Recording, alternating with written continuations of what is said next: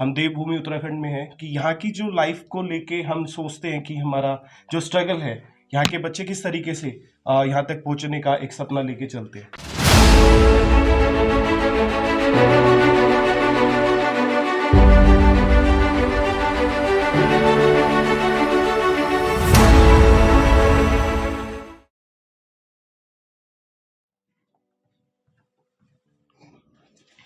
नमस्ते sir. Sir, जैसा कि हमने आपके बारे में सुना है, आप यहाँ के ब्लॉक के शिक्षा अधिकारी हैं। तो आपका नाम mister Tarun Pant. So we are introducing Mr. Tarun Pant. He is a खंड शिक्षा अधिकारी. We can say in English he is BEO, Block Educational Officer. So आज हम सर से जानते हैं, हम देवभूमि उत्तराखंड में हैं कि यहाँ की जो लाइफ को लेके हम सोचते हैं कि हमारा जो स्ट्रगल है, यहाँ के बच्चे किस तरीके से यहाँ तक पहुँचने का एक सपना लेके चलते हैं। तो सर, हम पहले तो आपकी पोस्ट के बारे में जानना चाहेंगे कि जो आपकी पोस्ट है वो किस तरीके से रिप्रेजेंट करती है एजुकेशन सिस्टम को। मैं खंड शिक्षा अधिकारी के पद पे हूँ जी। इस पद का मुख्य कार्य ब्लॉक में शिक्षा व्यवस्था है किस प्रकार से आगे वो बढ़े जी। और ब्लॉक से जनपद में विद्यालयों का एक संपर्क, सारी सूचनाओं का आदान प्रदान वो इसी कार्यालय के द्वारा होता है। और ब्लॉक में जितने भी हमारे शिक्षा विभाग के कर्मचारी कार्यरत हैं जी, उनकी प्रत्येक जो वेतन है या अन्य प्रकार की जितने भी चीज़ें होती हैं वो यहीं से निस्तारित की जाती हैं। ओके। तो सारी चीज़ आप स्कूल को जितने भी आपके ब्लॉक में स्कूल आते हैं उन सबको टेक केयर करते हैं, सैलरी से लेके और टीचर्स को उनके विद्यालयों का अनुश्रवण करते हैं जी। और ये देखते हैं कि हमारे छात्र छात्राओं को गुणवत्ता युक्त शिक्षा मिले जी, अध्यापक अपने पूरे मनोयोग से कार्य करें। तो इसके लिए यही दायित्व ब्लॉक शिक्षा अधिकारी का है।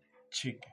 तो सर, हम पहले तो जानना चाहेंगे कि आप यहाँ तक पहुँचे इस पोस्ट तक, तो आपने कोई स्ट्रगल कुछ ऐसा फील किया? अब मेरा ये है कि मैं इसी विकासखंड से मैंने कक्षा 10 तक की शिक्षा प्राप्त की, यहीं से? हाँ, इसी विकासखंड से। इसी विकासखंड में राजकीय इंटर कॉलेज कांडे किरौली है। ठीक है।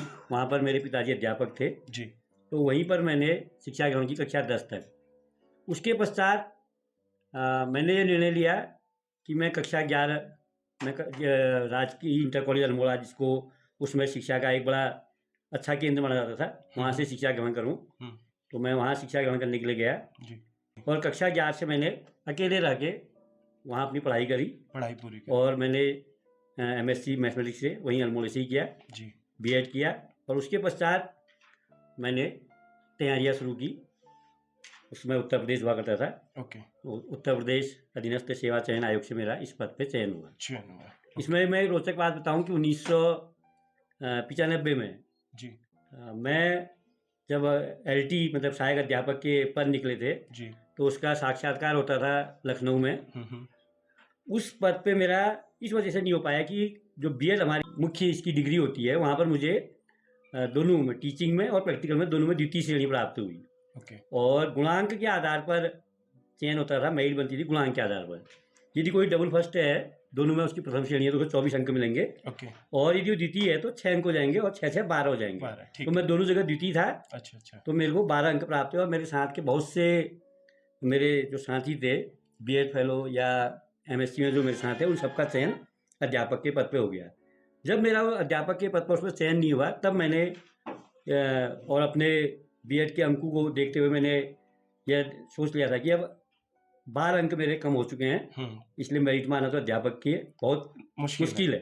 तब मैंने शिक्षा विभाग में जोड़ने के लिए इन प्रतियोगी परीक्षाओं की तैयारी शुरू की और मेरा प्रथम जो नियुक्ति हुई वो प्रतियुक्त विद्यालय निरीक्षक, उसको उसमें SDI बोलते थे, उस पद पे। ठीक है। तो सर, उस टाइम से लेके और जो आज का सिस्टम है, जैसे आपका था, पहले हमें पता था कि ये उत्तराखंड अब बना है, राइट? पहले ये उत्तर प्रदेश था, तो उस टाइम का आपका एजुकेशन चलता हुआ आ रहा था। तो जब चेंजेस हुए, जब ये दोनों सेपरेशन हुआ, उस टाइम का क्या एक्सपीरियंस था? आई मीन, कुछ ऐसा लगा कि कोई इम्पैक्ट आया है एजुकेशन में या फिर कोई चीजें चेंज हुई थी उस टाइम? मतलब जिसमें हम पढ़ते थे उसमें तो ये था कि सारे विद्यालय सरकारी थे। ओके। विद्यालयों का शिक्षा का एक प्रकार से मतलब ये थे कि जितने भी बच्चे पढ़ते थे चाहे किसी भी घर के, वो सब सरकारी विद्यालय में थे। ओके।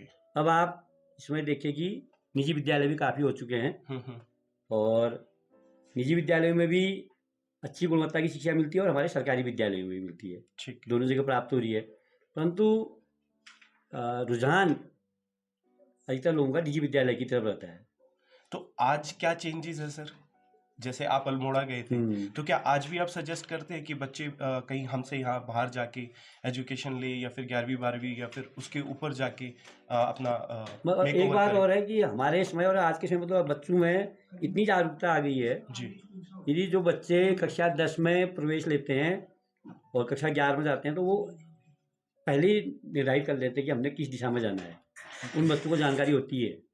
हमारे समय में हमको कक्षा 11-12 तक मतलब क्या क्या आगे को कैरियर बच्चे का बन सकता है वो जानकारी नहीं होती थी। आज आप कक्षा 11 के बच्चे को देखो, उससे पूछो तो वो पूरा बताएगा कि मैं यदि कक्षा 12 के बाद एनडीए कर सकता हूँ, या ग्रेजुएशन के बाद सीडीएस कर सकता हूँ यदि मैं आर्मी में जाना चाहता हूँ, या मैं मेडिकल में जाना चाहता हूँ तो नीट की परीक्षा दे के उसमें जा सकता हूँ, या इंजीनियरिंग की परीक्षा दे सकता हूँ। आज की जागरूकता ज़्यादा है, उस समय इतनी जागरूकता नहीं थी। और अगर हम फैसिलिटीज़ को लेके बात करें सर, की जो आज की फैसिलिटीज़ है वो ज़्यादा अच्छी हैं एज कम्पेयर टू? सुविधाएं तो आजकल ज़्यादा हैं। आजकल ज़्यादा है। तो अभी जैसे बच्चे अगर हमारे बाहर जा रहे हैं पढ़ने के लिए, तो आप क्या उनको प्राइवेट सजेस्ट करेंगे, या आपको है कि हम सरकारी में बहुत अच्छा टेक ओवर कर रहे हैं बच्चों को? अब हम तो सरकारी के लिए कहेंगे।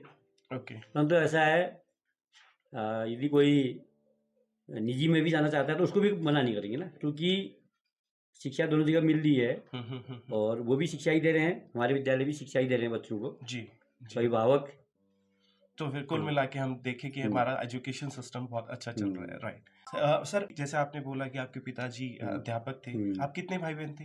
मैं एक भाई, 3 बहन। 3 बहनें हैं। तो जो आपने अपना ये चयन चुना था, तो आपका बैकग्राउंड सपोर्ट क्या रहा घर से, कि आप जो मर्जी कर सकते हैं, या आपको बनाया गया नहीं आपको भी ये करना चाहिए? ना ऐसा नहीं था।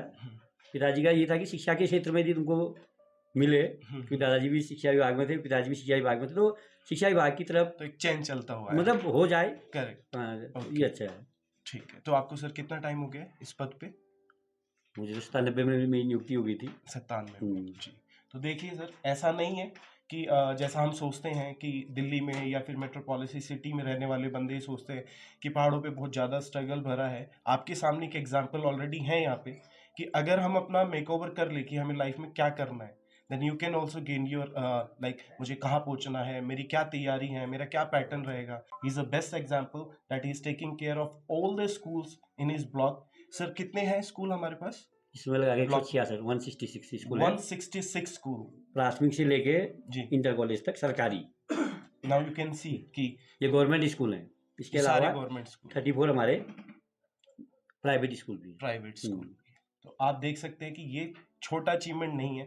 सो हम इसको यहीं पे एंड करते हैं। And sir thank you so much ये शेयर करने के लिए हमारे साथ, and it's a very good प्लेसर। Thank you sir.